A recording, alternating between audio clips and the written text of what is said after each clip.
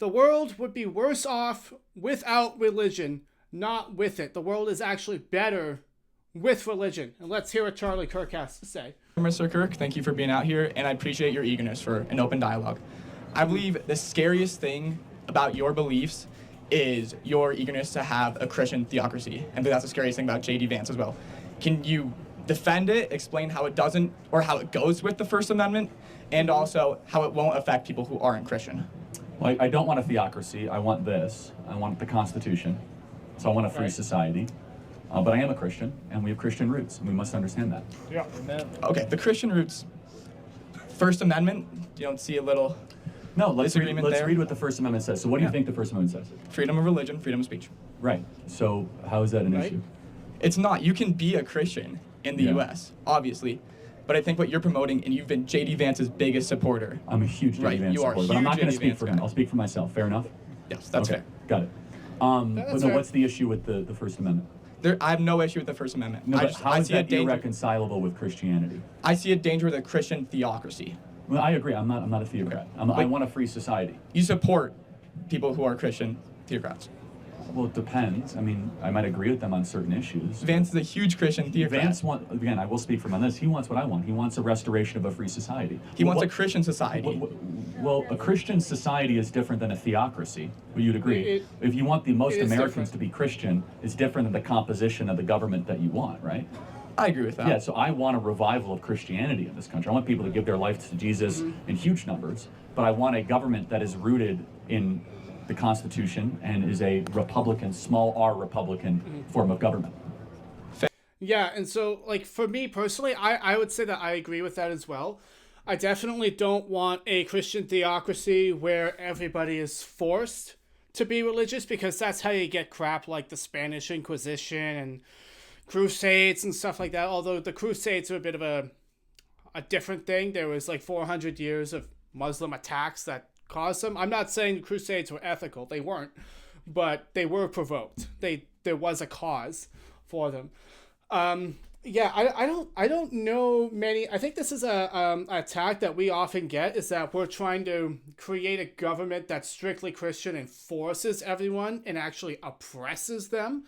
I don't know of many Christian political guys that actually want that. I think most of us just want real freedom of speech and real freedom of religion and equal treatment across the board. And I think a lot of the reasons why people on the left, what they don't realize is that their tactics, their pressure tactics actually threatens that.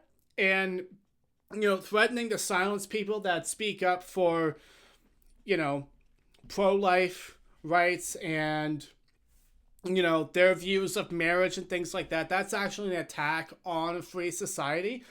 And so I think a lot of people on the left don't quite realize that their methods of pushing and pushing and pushing and silencing and censoring and yelling and screaming has actually made a lot of conservative Christians feel incredibly frightened, as if our rights are being threatened. Now, I'm not saying that is the case, but the left on the media and what we see on social media makes a lot of us feel, not saying it's reality, but we feel like they're coming for our rights. We feel like they're coming to silence our freedom of speech, and they're going to take your job away if you don't use their pronouns, or if you don't let your kids transition at the age of 2, they're going to kidnap your kid and give them to some, polyamorous couple of like 12 dads or something. Or freaking, I'm not saying that's the case, but like, that's how they feel. And so this push, this big,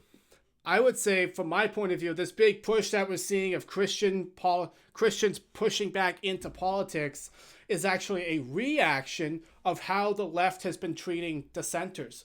If you see it differently, let me know. But that's Fantastic. my first thought. You defended that very well. I think you often correlate that Christianity to the loss of masculinity in the country. Would that be correct? Sometimes, yeah. I think that as America has become more secular and feminine, we've become less Christian, for sure. But I think that men who understand the gospel and understand the scriptures will take ownership of their life, of their family, and then their country, for sure. Okay, But there's exceptions to that. You have And I would say that that's fundamentally what real manhood is it's, for me, it's very, very simple. A real man tends his own garden, right? And I love that principle because it can apply to anyone, anywhere, at any time, okay? If you're an 18-year-old guy right now and you choose to take full responsibility of your life, aka tend to your own garden, then you are a real man. You don't need a six-pack abs. You don't need a Bugatti. You don't need the hottest chick in town. You make a conscious choice and effort to take maximum accountability for all of your life, your body, your finances, your spirituality, your mental health, your political beliefs, your dating life, your family. You are a real man. And for me, that's it. A man tends his own garden. Take full responsibility for your life. You're a man. It's that simple. Said that lost masculinity and also persecuting whites has been leading to Auschwitz, correct? Well, that's not exactly what I said, but yes, I said if you single out a group based on skin color or heritage, that is how you get Auschwitz, which is quite a statement, but there's a lot of steps and sequences before you get to Auschwitz, but yes. We don't see any dichotomy with that and being a Christian society. Well, that's how we get there.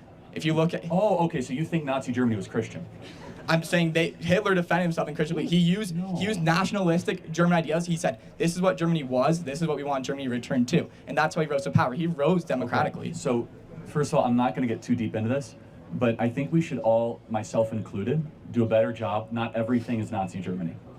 Do we agree? Yes, you did say that. No, I said I could do a better job of that, That's right? So there are plenty of other examples in history to point to that are not Nazi Germany, right? Yeah. But this idea that Adolf Hitler was some... You know, like that reminds me of the South Park episode where it's just like, what is this Nazi Germany? I think it was the first episode of season 24. I think it was a realtor episode where everyone had to wear pajamas to work, and when they got in trouble for not doing it, they were like, what is this Nazi Germany? And to be honest, we see that a lot on the right and the left. You know, people on the left will be like, what's a good one? You're not forcing your kids to transition.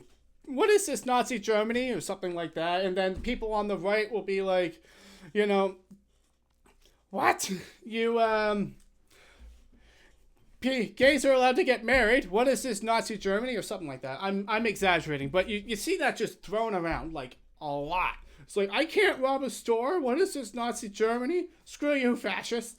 You know, it's like, okay, like, guys, come on. Sort of there like are devout rules. Christian, or would use Christian symbology or imagery, is very, very flawed. He was a nationalist socialist, mind you. Nazi literally means the Nationalist Socialist Workers' Party. But there were a lot of Christians and pastors that he imprisoned and killed, Dietrich Bonhoeffer being one of them. There was a lot of conscientious objectors in Nazi Germany that resisted Hitler. But the bigger issue in Nazi Germany was churches that did nothing. They didn't agree or disagree, but they were just sat idly by. And so what I say as a Christian, again, overusing the Nazi Germany comparisons, is we as Christians should not sit idly by when evil is occurring. And I think that's a lesson to take out of Nazi Germany. That's right. Completely fair. Cool. But I think it goes beyond national Germany. I think a lot of nationalism has ties with religion beyond Nazi Germany. If you look at Cambodia, if you look at Turkey, if you look at Italy in the 1930s, they directly correlated religion with their nationalism. Not always. Mao's China was explicitly atheist, right? Stalin was explicitly... But Mao wasn't fascist. Well, he was a murderer. He was really bad. Yes. Right? But again, how you define it, he wanted government control over everything. Mao was one of the greatest evils ever. Explicitly atheist. Stalin was explicitly atheist, right? So nationalism is also a very healthy thing at times too. It does not always lead to extreme horrors. Do you agree? I think you can differentiate nationalism and patriotism. Okay. I don't have any issues with patriotism. What I think is nationalism, what you probably think is patriotism, so I'll grant you that. But the idea, what we're living through is inverse nationalism, where we're told that our symbols are terrible, our history is crummy. And I don't disagree. No, you don't like that, right? No. But yes, nationalism can get too far, of course, but we're not even in that arena or that ballpark. I think we are close to that arena. I think people believe that Trump's a messiah. That's what scares me. I don't hold that view. Jesus Christ is my messiah. I think people who support you hold that view, and that scares me. I don't know if anyone here thinks Trump is a messiah. That allows... Yeah. And you know what? Like, we have to be honest. I've seen a lot of these posts like straight up heretical, blasphemous posts that have Trump in the picture of Jesus, Jesus with a bandage on his ear, Trump with a crown of thorns. Like, there is some, we got to keep it honest. I got to keep it honest with you guys. There's some very high level stupidity going on in the right wing of things. A lot of really, really stupid stuff is coming out of the far right Christian conservative base. And I will 100% grant you that. Trump is not the next King David. He's not a Messiah. He's not a savior.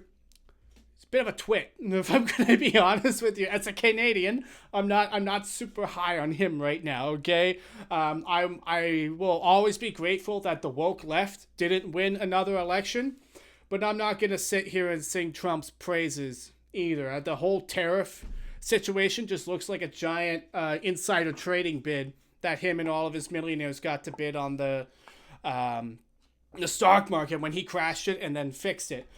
But I have another video on that, so subscribe and watch that video, and we'll talk more about He's that equivalent himself to Jesus. Yeah. Yes, he has. Yes, he has. I've never heard that. Yes, I don't believe that. Meaning, I don't believe he is that, right? Yes. But I think, let me ask you a question.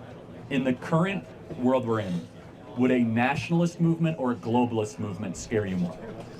I believe within this country, a national movement. I'm not a globalist. I know you're not. I thought we should have gone out of Afghanistan. I disagree with a lot of left policies on globalism. I think for me, as not being a Christian, I'm afraid of nationalism. I'm afraid of how that leads to removing abortion rights. I believe that how that relates to only allowing immigrants who are Christian. That's my greatest fear. Do you see and do you acknowledge that the inheritance of this great country was largely built by Christians? The majority of the people in the country were Christians. That doesn't mean we Do you are. think it has anything to do with why the country was great? Oh, I'm not going to get trapped here. I'm not going to let myself So it's not a trap. I'm just like, No. because it was a great country and most of the country was Christian, are those two things two separate data points, or is there any reason why those two things were both true?